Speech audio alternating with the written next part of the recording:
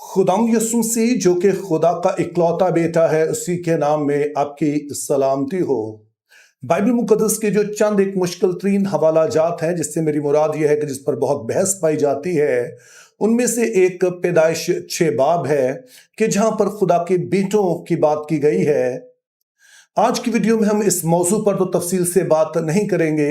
लेकिन अगर आप इसके बारे में ज़्यादा तफसीलात जानना चाहते हैं तो मेरी वीडियोस ऑलरेडी मौजूद हैं। यानी कि जो यूट्यूब का सर्च बार है उसमें आप लिखेंगे think biblically sons of God, तो फिर आपको मेरी ये वीडियोस मिल जाएंगी, तो आप तफसीलात पढ़ सकते हैं। ताहम जो 3 नज़रियात इस हवाले से पाए जाते हैं, मैं इस नज़रिए के साथ मुत्फिक हूँ कि खुदा के बेटों से मुराद गिरे हुए फरिश्ते हैं। और इस वाले नज़रिए से मैं क्यों मुत्फिक हूँ, तो इसकी तफसीलात जैसे मैंने कहा कि वो आप मेरी दीगर जो वीडियो है उनमें देख सकते हैं। अब इस बाब में एक और जो मुश्किल पेश आती है वो पैदाइश 6 बाब 4 आयत है, लेकिन हम सिर्फ इसी आयत को नहीं पढ़ेंगे बल्कि पैदाइश 6 बाब उसकी पहली 4 आयत पढ़ेंगे, जिसमें कुछ यूं लिखा है। जब रूए जमीन पर आदमी बहुत बढ़ने लगे और उनकी बेटियां पैदा हुई, तो खुदा के बेटों ने आदमियों की बेटियों को देखा कि वो खूबसूरत हैं और जिनको उन्होंने चुना उनसे ब्याह कर लिया। तब खुदावन ने कहा कि मेरी रूह इंसान के साथ हमेशा मुज़ामत ना करती रहेगी, क्योंकि वो भी तो बशर है, तो भी उसकी उम्र 120 बरस होगी। उन दिनों में जमीन पर जबार थे, और बाद में जब खुदा के बेटे इंसान की बेटियों के पास गए तो उनसे औलाद हुई। यही कदीम जमाने के सूरमा हैं जो बड़े नामवर हुए हैं। तो ये चारों आयात मैंने आपके लिए इसलिए पढ़ी हैं ताकि थोड़ा कॉन्टेक्स्ट आपको पता चल जाए, कुछ अल्फाज जो इस्तेमाल हुए हैं आप उनसे वाकिफ हो जाएं। लेकिन जिस बात पर आज हम गौर करने जा रहे हैं वो यहाँ पर इस्तेमाल होने वाला लफ्ज जब्बार है। अब इसके लिए जो इब्रानी जुबान में लफ्ज इस्तेमाल हुआ है जबार के लिए, वो नेफिलीम है। और दरअसल आप इंग्लिश की जो ट्रांसलेशंस पढ़ेंगे वहां पर नेफिलीम ही इस्तेमाल हुआ है। और लफ्ज नेफिलीम नफील की जमा है, और जो लफ्ज नफील है इसका जो मस्दर है, इसकी जो रूट वर्ड है, उसका मतलब होता है गिरना। तो इसलिए बहुत से उल्मा इसका 2 तरह से तर्जुमा करते हैं। पहले नंबर पर बास इन्हें कहते हैं द फॉलन वन, यानी कि वो जो गिर गए हैं या गिराए गए हैं। और दूसरे हैं वो कहते हैं कि वो जो कि दूसरों को गिरा देते हैं। इंग्लिश में आप कहेंगे those who cause others to fall. लेकिन सवाल हमारे लिए ये है कि इनका मतलब क्या बनता है, इनकी तशरीह क्या बनती है। तो बाज़ उलमा ये कहते हैं कि चूंकि ये लफ्ज़ गिरने से निकला है नफीलीम, जिसका तर्जुमा जबार है, तो इसीलिए हमें इसे उन फरिश्तों के तौर पर लेना चाहिए जो कि आसमान से गिराए गए हैं। लेकिन ज्यादातर उलमा इस वाले आइडिया के साथ मुत्फिक नहीं है, बल्कि वो सब कहते हैं कि जो कि यहाँ सूरमाओं का जिक्र किया गया है, तो इसीलिए हमें इस वाले कॉन्टेक्स्ट में अगर हम देखें तो उससे हम ये समझते हैं कि इनके बारे में कहेंगे कि ये बहुत बड़े सूरमा थे, बड़े जोरावर लोग थे, लेकिन उसके बावजूद ये जंग में मारे गए। या फिर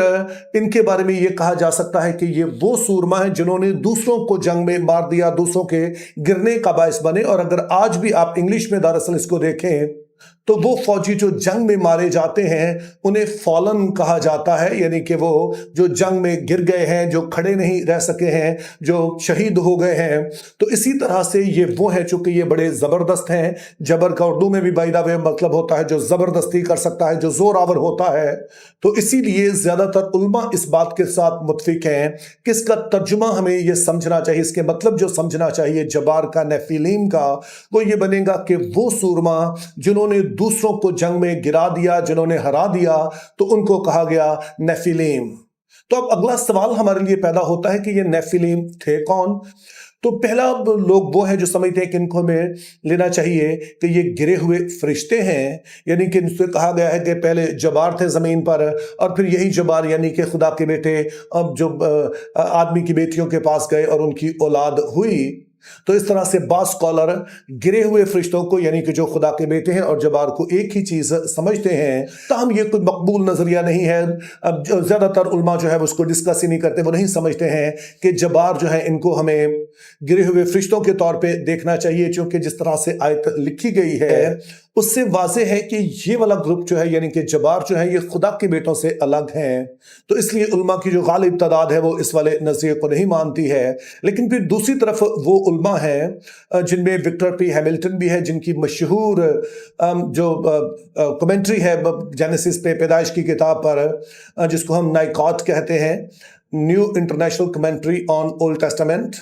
ان کا ماننا ہے کہ یہ ایک الگ سے ایک نسل تھی، انسانوں کی نسل تھی جو بہت دیو قامت تھے، بہت لمبے چوڑے تھے، تو اس کو ہمیں انسان ہی سمجھنا چاہیے، اور یہ الگ سے ایک نسل تھی۔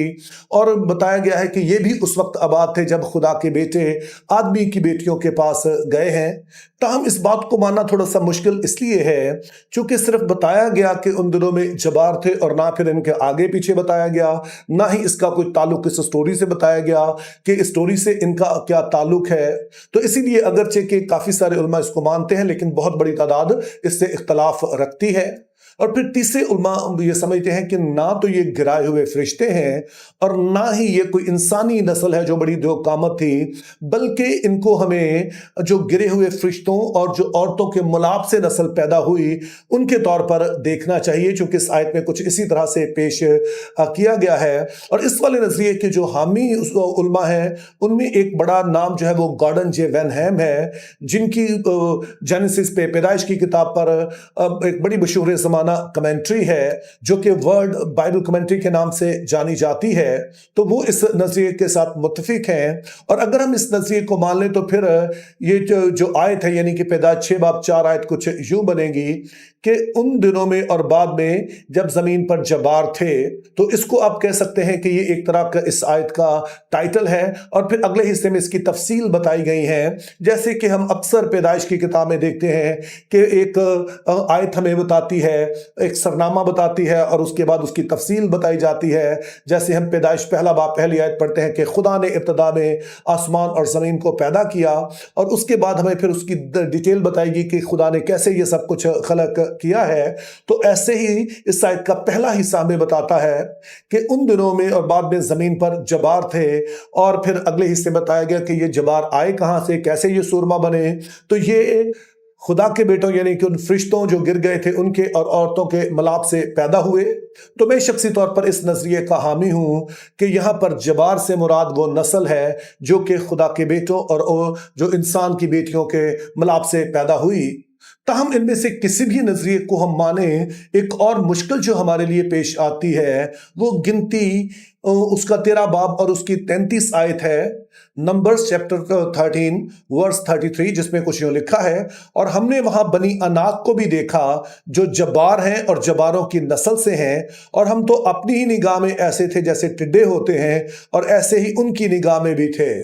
تو اب جیسے میں نے کہا کہ ہم کسی بھی نظریے کے ساتھ متفق ہوں، لیکن یہ سوال اپنی جگہ پر رہے گا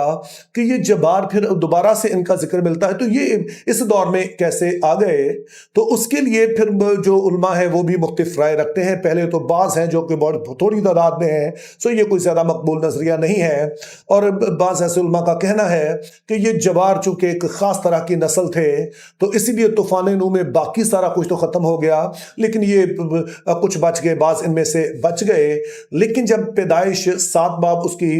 21 سے 23 آیت پڑھتے ہیں تو وہاں پر کسی طرح کا ابہام نہیں چھوڑا گیا ہے۔ وہاں پر ان تینوں آیتوں میں کیٹیگوریکلی واضح طور پر بتایا گیا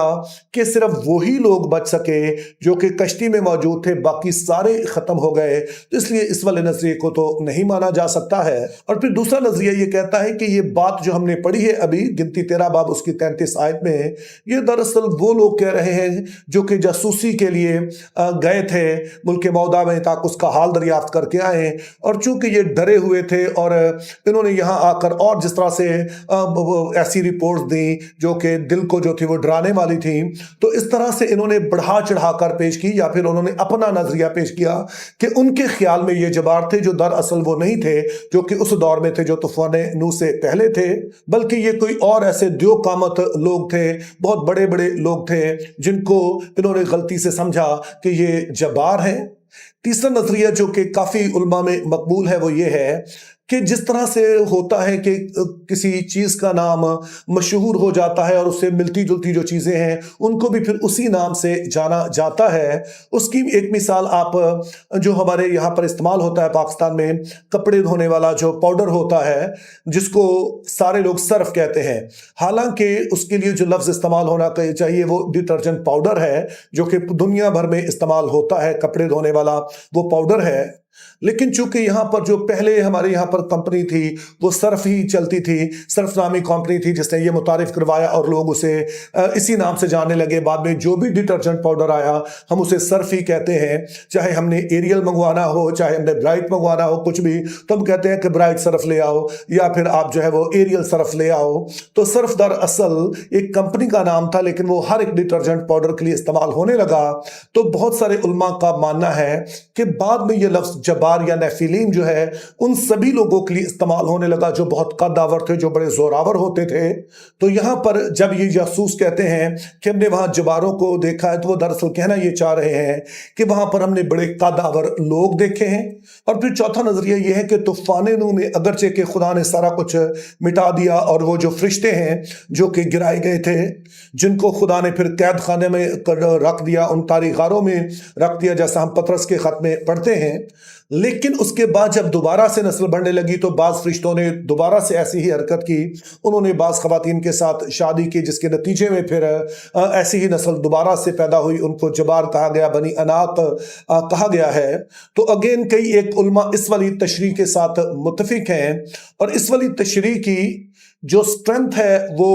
یہ ہے کہ جو آیت ہم نے پڑھی تھی، یعنی کہ پیدائش 6 باب 4 آیت، جس کا ترجمہ ہم نے کچھ یوں کیا تھا،